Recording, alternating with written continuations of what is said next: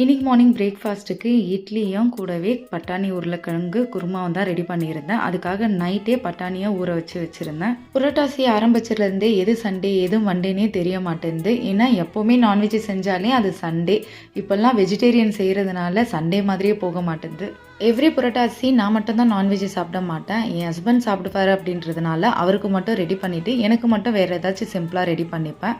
அதனால் பெரிய difference last year தெரியல. என் பாப்பாவுக்கு லாஸ்ட் ஒரு 1 வீக்காக நல்ல ஃபீவர் அப்படின்றதுனால அவளுக்கும் எந்த நான்வெஜ்ஜுமே கொடுக்க வேண்டான்ட்டு அப்படியே விட்டாச்சு.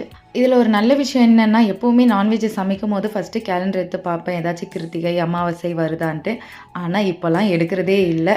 எப்படியும் வெஜிடேரியன் தானே, அதனால் பொறுமையாக பார்த்துக்கலான்னு அப்படின்னு விட்டுறது. எப்போவுமே பட்டாணி உருளைக்கிழங்கு குருமாக்கு பட்டாணியும் உருளைக்கிழங்கும் ஃபஸ்ட்டு வேக வச்சு தான் சேர்ப்பேன். ஆனால் இந்த வாட்டி அப்படியே சேர்த்துருந்தேன். டேஸ்ட்லாம் ரொம்பவே நல்லா இருந்தது.